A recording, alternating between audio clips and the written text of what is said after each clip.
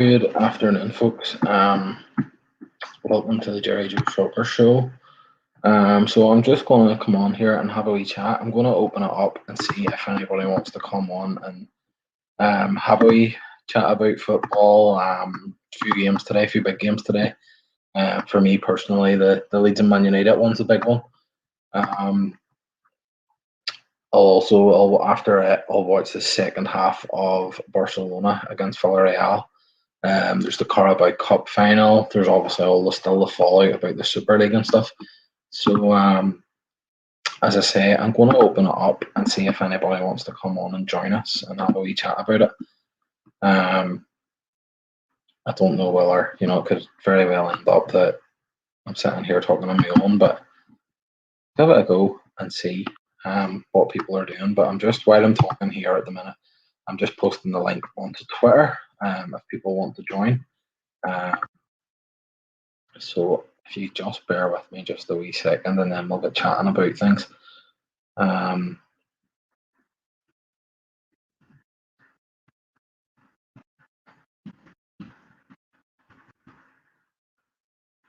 Yeah, so that's the wee link posted on the Twitter. Okay. So if anybody wants to come on and have a chat, I'm going to be here up until the beginning of the Leeds and Man United match. So I'm going to watch it. Obviously, I'm a Leeds fan. So I'm hoping for better things than the last Leeds and Man United match. Obviously, United ran out comfortable winners the last time, 6-2. Game was over within the first couple of minutes, really.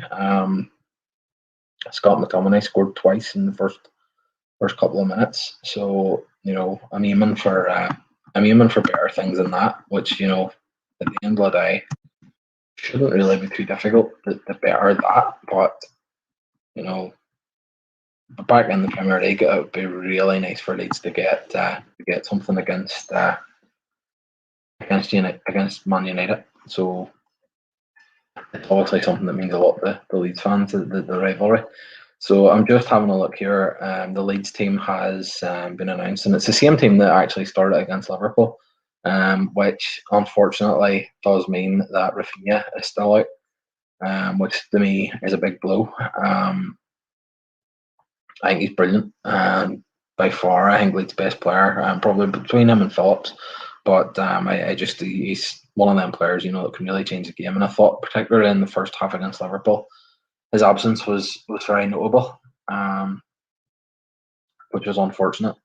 But obviously, we come back and got a point in the end in the game, so it wasn't all a disaster. So the team anyway for Leeds is the usual formation. I'm assuming. Millier in goal as usual. Defence: Ealing, Struijk, Llorente, and Alioski. Obviously, Liam Cooper's still suspended from the red card against Man City. Phillips is playing the holding role in midfield. Then you'll have Dallas and Roberts in the central positions, and Harrison in one wing, Costa on the other wing, and Patrick Bamford up front. Interesting looking at the subs bench. There's place for Somerville, who was a summer signing youth player. And then there's also room in the bench for Sam Greenwood, who's part of the team, the under-23s that won their league. So it's good to see a few of the young guys in the squad. But whether they'll get on the pitch or not, we don't know. Man United team, the sort of big headline news is that they've dropped. Paul Pogba has dropped out of the team, and he is replaced by Daniel James, who he's got a lot of pace. They've really gone for pace against us, which worked the last time. So hopefully Leeds are a bit wiser to it, a bit smarter to it. Time will tell.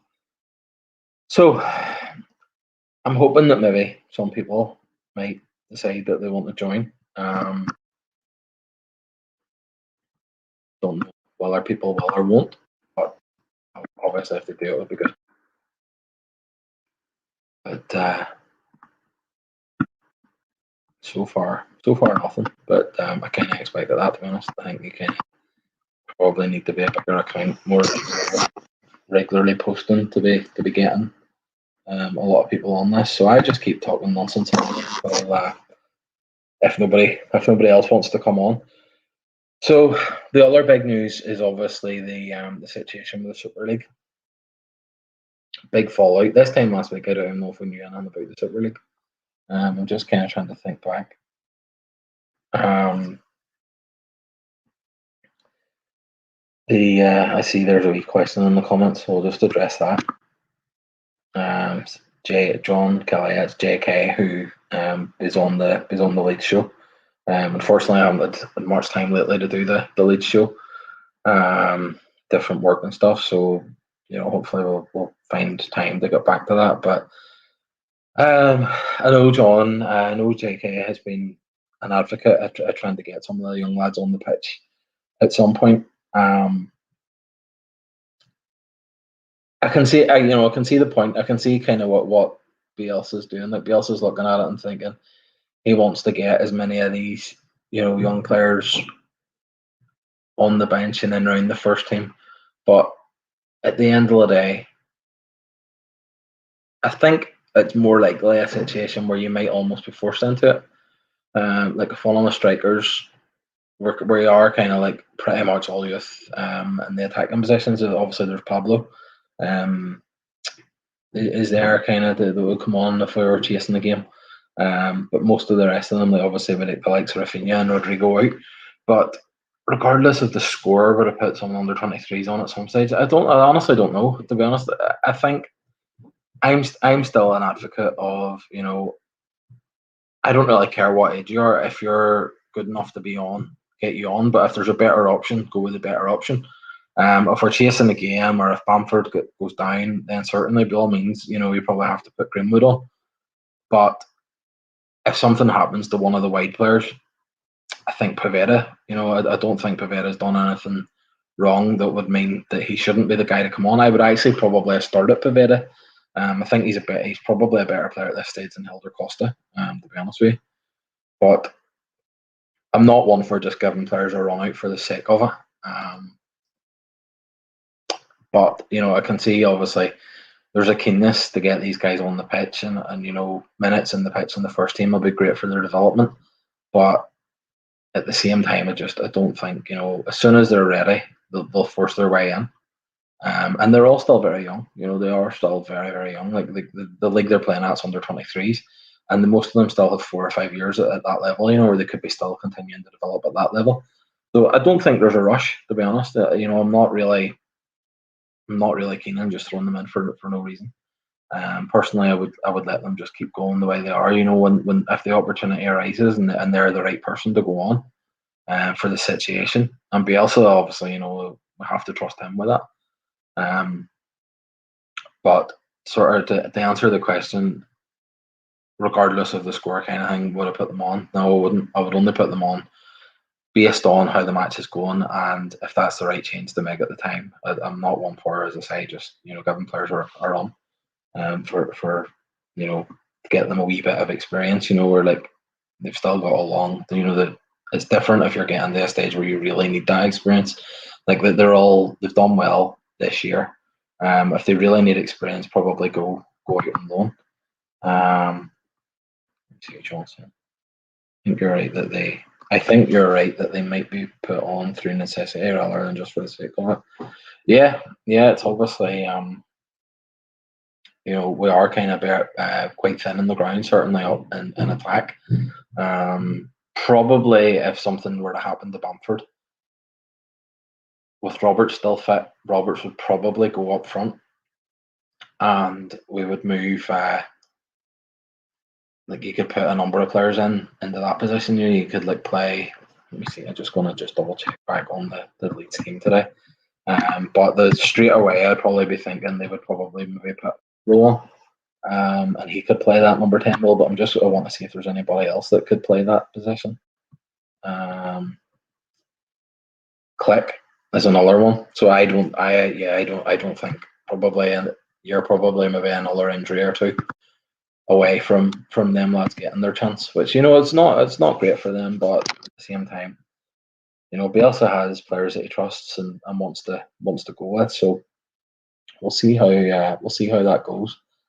But yeah, so obviously Man United were one of the clubs involved in the Super League situation this week.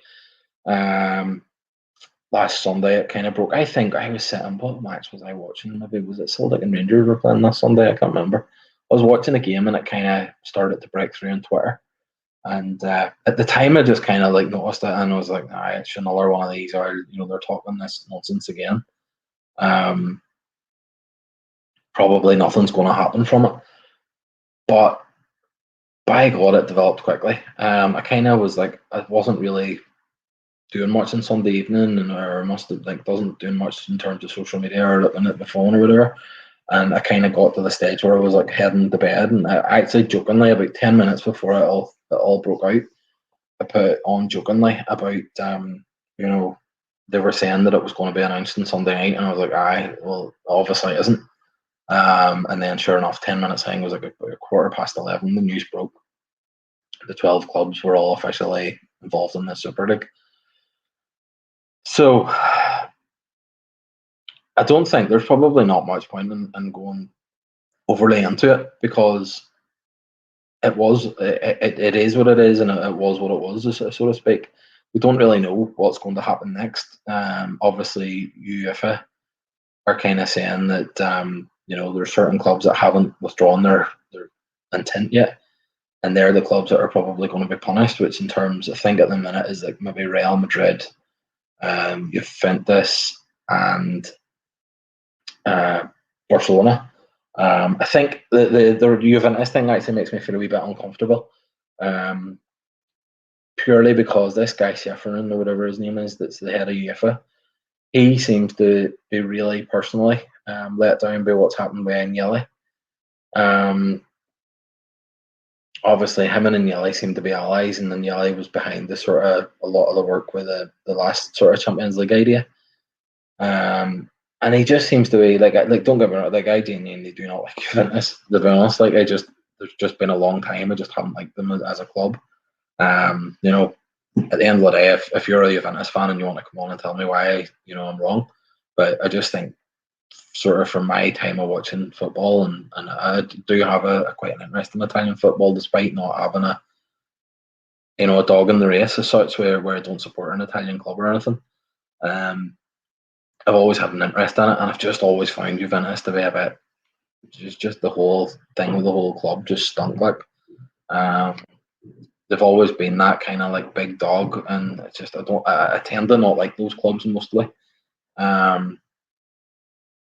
Like I know some people would kind of look at it and say like, oh, you like he likes Barcelona, he's saying that. Yeah, to me, like Barcelona is more like if you go with like the history of it, Barcelona is like kind of more like the people's, where like obviously Madrid were ran by like Franco and all that there, and Barcelona were kind of like the one that were being held back. And I know that like now, like don't get me wrong, Barcelona stinks to high heavens as well.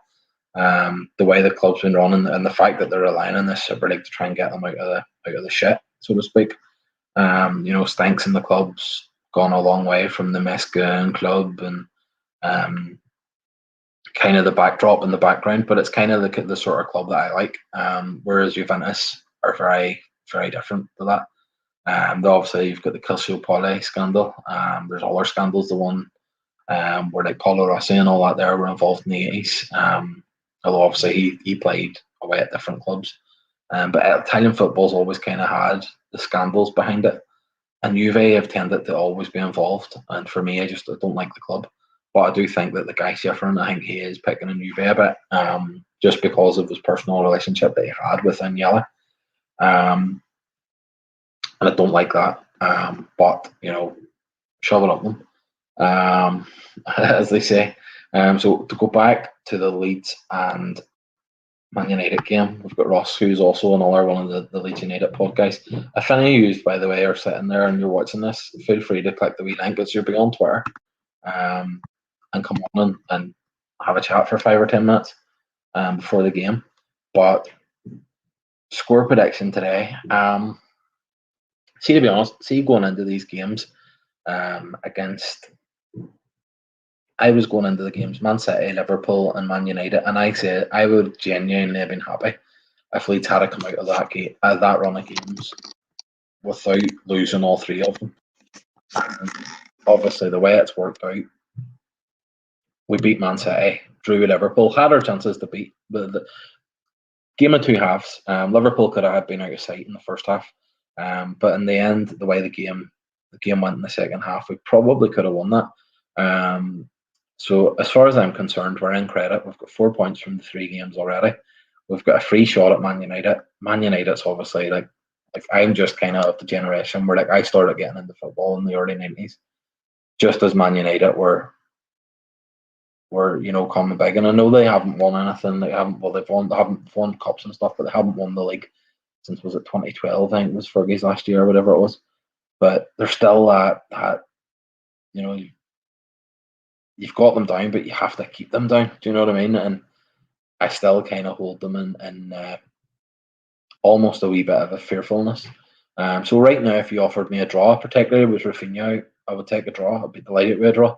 I think we can get a draw. I think we can get a draw as well. So I think I'm going to go with the draw. I think I'm going to say one each. I'm just going to have a wee look, and I know we've got the wee Leeds chat. So I'm just going to have a very quick see if let me see. Were you one of the ones, Ross, that put in your predictions earlier? You did. You said 3-1 to Leeds. So Ross thinks 3-1 to Leeds. Some of the other guys in the chat. Let's see. Jenny, another regular guest, he thought that Leeds were going to win 2-1. JK, who were answering questions from there a minute or two ago, said 2-2. And Jono, he was a guest. I think he's been on the show, was on the Leeds show once. Or Welsh. Still need to get a Scottish fan to come on that show, because obviously I've got a load of English and there's the few Irish lads, and then we've got Jono from Wales. He says a draw as well. So yeah, I think a draw. I think a draw wouldn't be the worst result. There's another one from the Leeds show. Debbie, 2-1 today. Debbie was down earlier. Seen she had some pictures online there, welcoming the team to Elland Road. So I don't know. I think the situation's maybe different in England and stuff, where hopefully Debbie and James can get to a bar to watch the game, or maybe, I don't know. They probably actually live close enough to Elland Road where they could have been home in time for the game. So, but yeah, it would be great to beat them, wouldn't it? I don't know. Obviously, we haven't played them that many times. We've played them a few times in cups and stuff, and we lost most of them. But we had the Jermaine Beckford game, where we beat them that day.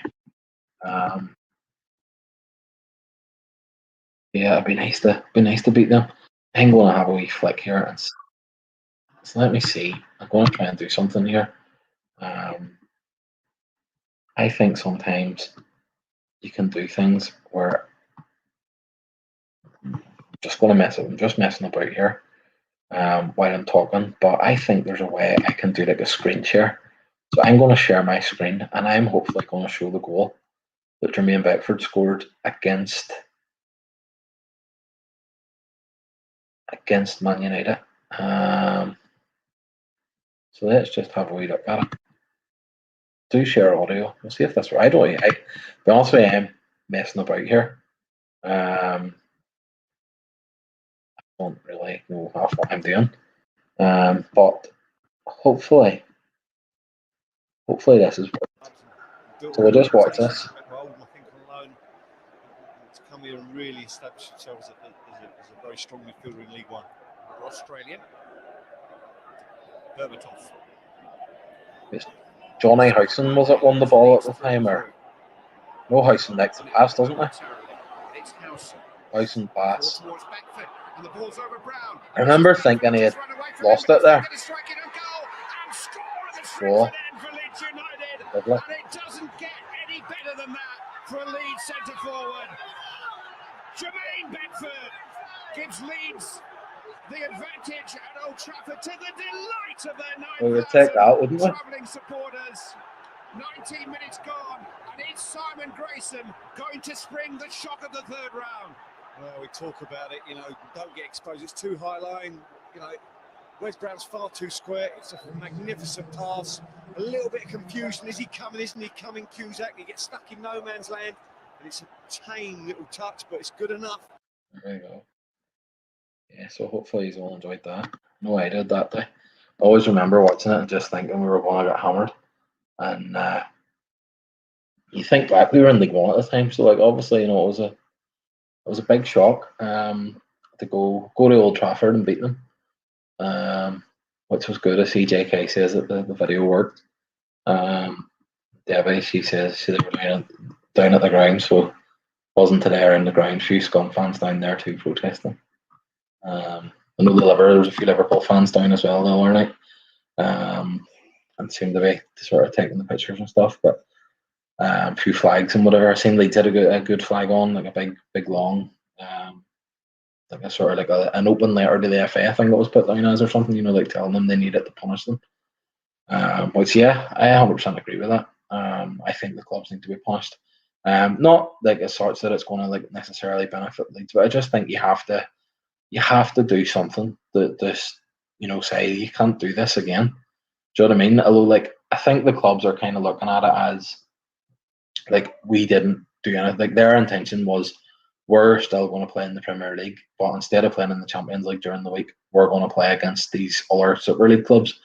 So as then there's 12 teams, and I think it was going to eventually be 20. And by the time then you invite whoever the other 8 clubs were going to be, you should still have at least, as long as them 12, so you would have at least 2 of those teams playing each other every week. So it's going to be big money and stuff and generate big money.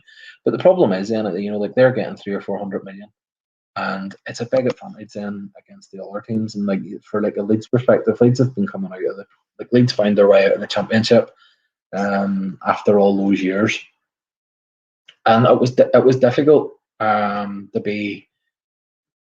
You're going up against teams. Obviously, you've got that couple of years whenever you come out of the Premier League where you've got the parachute payments. But Leeds were well beyond that.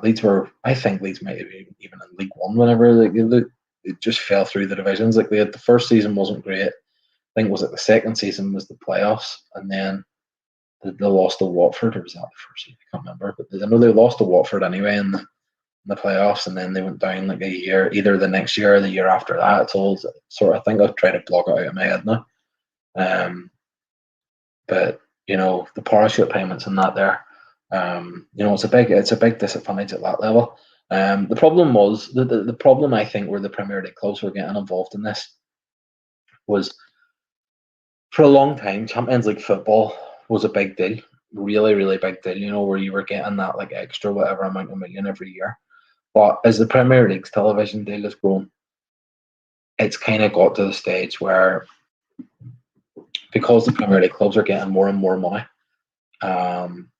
everybody's getting, I think you're getting 120 or 130 million just for if you finish bottom in the Premier League nearly. It's something ridiculous now it's went to. Whereas then, because everybody's getting that money, the Champions League money then doesn't make as much of a difference. It's not say you're getting an extra 50 million or depending on your progress, it can go up to maybe 80, 100 million, whatever. But because everybody's getting 120, 130 million, then suddenly 50, as ridiculous as it sounds, 50 million then, is kind of dwarfed by what everybody's getting. So you're starting to see then clubs are anybody, Jamie Vardy. If Jamie Vardy had been playing 10 years ago even, there's absolutely no way Jamie Vardy would still be at Leicester City. Do you know what I mean? Leicester couldn't have competed with the sort of money that the Premier League clubs were. And I know Arsenal tried to get him and he very nearly went through Arsenal. But those clubs couldn't have competed at that time.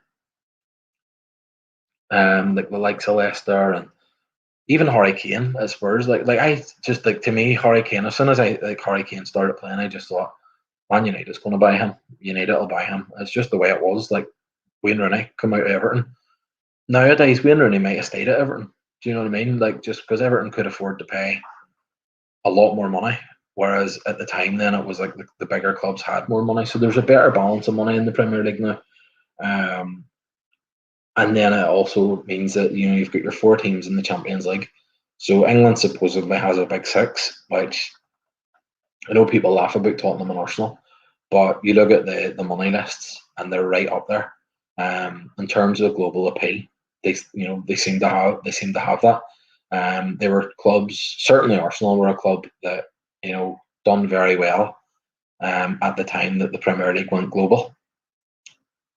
And I always say that that's why Manchester United are arguably the biggest club in England now, is because whenever the Premier League came in and the league went global and all the money, the mad influx of money come in, Man United were the team that were at the top at that time. And as I said earlier, haven't won 7-8 years in the league. Haven't won the league in 7 or 8 years, but they've still got the money. They're still at the top of all the rich lists because of the money that they're bringing in, and because they have that global support. And all the markets that people are interested in, like the North American market, the Asian market. There's a lot of money in these places, a lot more money than there is in England. And ultimately, you look at Asia, and China has 1 billion people, India's got 1 billion people, Japan, Korea. You see the craziness whenever teams go on tours there. North America, they moved the FA Cup final from 3 o'clock on a Saturday to 5:30 on a Saturday evening, or 6, or whatever it was, to hit the North American market. It was more suitable for North Americans to watch it at that time, and it's a big thing. Do you know what I mean? It's a big thing. All that money's coming in, and that's why they're doing these things. What do I agree with it? No, I don't. But I'm also a realist and understand that if you've got a product, you're not a businessman if you're not looking to make more money. Do you know what I mean? You're looking for growth. You're looking for what to do next. They've got a brilliant product there in the Premier League. I've always criticised the Premier League in terms of standard, and I still believe that until about 2 or 3 years ago, the Premier League was punching way below its weight. It seemed like a case of they were just literally it was if you throw enough shit at a wall, something will stick. And it felt like that was what the Premier League clubs were doing. It was right, so there's a guy who's played well for 3 games in Spain, or 3 games in South America. So sign him, get him signed now, and hopefully he'll develop into a good player. And it just felt like they were wasting all this money. They seem to be getting a wee bit cleverer with it. Certainly Champions League results and stuff over the last couple of seasons have improved. The likes of Liverpool got to the final, Liverpool and Spurs. Liverpool obviously beat Spurs in the final. Things had improved in that way. Obviously, Arsenal and Chelsea were in the Europa League that same season. The Spurs and Liverpool met in the final, so I think there has been an improvement. I also think there's been a gradual decline in Spanish, the top level of Spanish football. You look at Barcelona, and they were an aging team. I think Real Madrid have maybe got 2 seasons left with the team that they have. They need to make changes. But I can see why they've done this. I can see why they've done the Super League, and why I think that they'll keep pushing for Super Leagues. But we don't like it. I do genuinely think that a lot of the businessmen and people at the top of football clubs, I think in some ways, if they were involved, they would find a way to be all right with it. But basically they're running a product, and I think more so than the fairness, more so than it's for the fans, it's against the fans. I think largely what they were looking at it was the economics of the thing, and they were looking at it and saying, right, well, as it is, we can invest a wee bit, and if we invest and manage well, we can break into that top 4, top 6, whatever it is, and get the bigger money, and improve our stadiums, improve our product. Whereas if the big 6 were to leave and go to a European Super League full time, it's going to damage the product that there is in England. So I think they all were genuinely looking at it with an economic look. I know that everybody's football's for the fans, but I think they've got a lot of work to do to show that football is for the fans. It's all right to talk a good game, but it's not that long ago since fans were talking about boycotting away games, 20's plenty, and all these different things, and I genuinely think that this is an opportunity where, like, obviously at the minute, like, everybody's united against the Super League. But let's be honest and say that, like, UEFA and FIFA and whoever else, they're not like in this for the people. Like, they're not doing this for me, and they're not doing it for you. They're doing it for themselves. They're doing it for what they can benefit economically from it. So I think that while fans are united at the minute, I would really like them to see. I would really like to see, the fans become more united, and actually to take this success that they've had against the European Super League and continue on, to try and get things to be better for football fans. Like, like certain things. Like, I know, like, for me, like, it's different for me, in terms of, like, being a Leeds fan, where whenever Leeds are selected to be on Sky TV, it's the best news I can get in a day, because it means, right, turn on the TV and watch the match. There's none of this nonsense where you're going to be sitting, flicking through internets and trying to find where the match is. And it's great for me. But if I'm sitting in the house and like say, like, I've got interest in a couple of, like, local teams, like I like Cliftonville. The Cliftonville's in Belfast, and it's like 35 miles away from where I live. But, like, if they're starting to, like, move, like, I obviously, due to work and stuff, I haven't been getting to as many matches as I would have liked to have been over the last couple of years. But whenever I was going to matches regularly, changing matches for TV and stuff like that, it's like, it's not convenient. Like, sometimes, like, it's particularly, like, obviously, England's a much bigger place. Like, you see matches like Leeds could go and play Southampton in a midweek match. And, like, how's that for the fans? Like, it's not good. There's loads of them, and you see, like, that lower down the leagues. Like, these are the people that football's for. These are the people that they love the clubs, and ultimately they are what the clubs are. And I just think that this should be used at the minute, as it is, to try and fight against some of those things. Fight against the battle for how much it costs to go to an away match. These guys are getting hundreds of thousands of pounds a week. Clubs are paying that money to them. So, like, how much would it cost them? Like, seriously, how much would it cost to rent, like, 20 buses? It's like, what's it, like, I don't know, like a bus. You rent a bus for a couple of £100, and, like, in the terms of a football, for football supporters and football clubs and the money that they're dealing with, I think they could be doing stuff. They could be doing stuff like that and passing more stuff on to the fans. The problem is, in the Premier League, I remember seeing a stat, and it's one of these, the football rich list. They always do it, and it's like they seem to do it like once every year, and they just like to get their shock headlines. But I remember one of the stats that really stuck out for me was 10 football clubs in the Premier League at the time. Now, it was about 2 or 3 seasons ago, but 10 of those clubs would be profitable if they didn't sell a single ticket for a match. That's your problem there. That's the problem. That's why they don't give a shit about the fans, really. It suits them to take the side of the fans today, because the fans weren't happy with the Super League, and they can play into the fans. But the fact that if 50,000 people didn't turn up, or 40,000, 30,000, whatever it is, didn't turn up to a stadium for all the matches that season, that team was still profitable.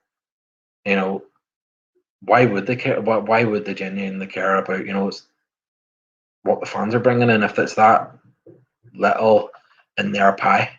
The pie that they're taking, the money and stuff. They're not going to care. They're genuinely not going to care. So, to me, I think that needs to be used. This stuff all needs to be used for now,